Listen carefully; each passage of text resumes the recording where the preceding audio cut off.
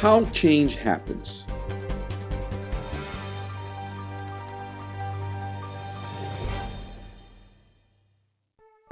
If you look at the dynamics of change, you will notice that every change follows two main steps. That's right. If we put it very simply, every change that happens follows a two-step process. Whether it is a haircut, a new job, a divorce, losing weight, or a full-blown war between two countries, the same two steps apply. If you understand this two-step process of change, you will be more capable of effecting change in your life. You'll also understand why sometimes the change you say you want so much is not happening for you. So, what are these two steps? Let's look at each of them in turn. The first step, the birth of change, is the result of at least one of these mental and emotional conditions, or a combination of them.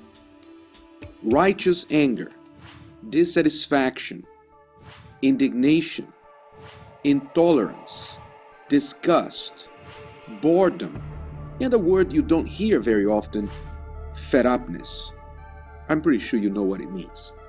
It's only when one or more of these feelings and thoughts take hold of you, fill you up, and exceed your tolerance limits that change is born.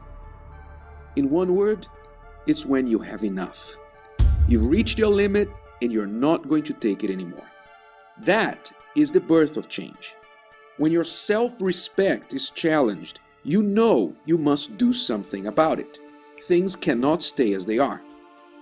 But that's only the first step, only the start, only the birth of change.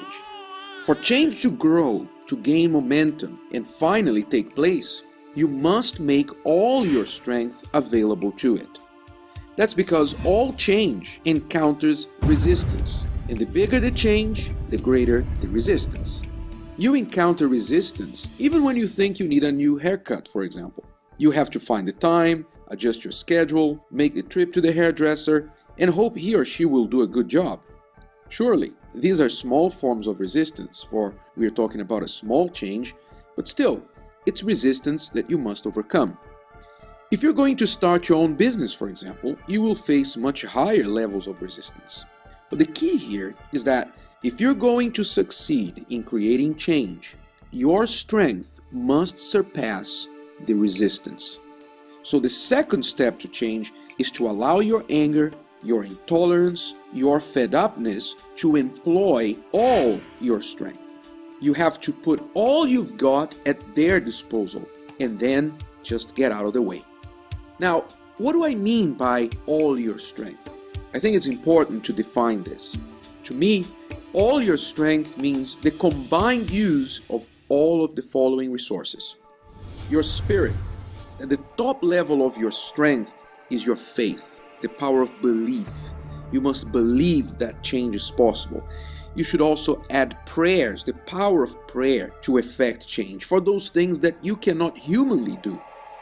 Your time. You must put in the time. You must manage your time and not give in to distractions. You must remain focused. Your mind. That means your ideas. You must come up with ideas. What can you do to effect change? Your mind must be fully occupied with thoughts about the desired change. Your body. That's when the actual work needs to get done. When you need to do the walking, when you need to physically go where you must and do what you need to do to effect change. Tools. You must use the tools, the resources you have and can get a hold of in order to help you make change happen. That includes people, money, expertise, and other assets that you may have available. And last but not least, speech. That means use the power of words to talk about change to yourself and to others, to be the prophet of the change that you see coming, to communicate your vision to those you need to be on board with you, to confess with your mouth words of success. So, do you want change?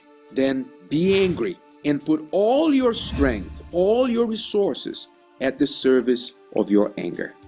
Without good amounts of fed-upness and the use of all your strength, there can be no change.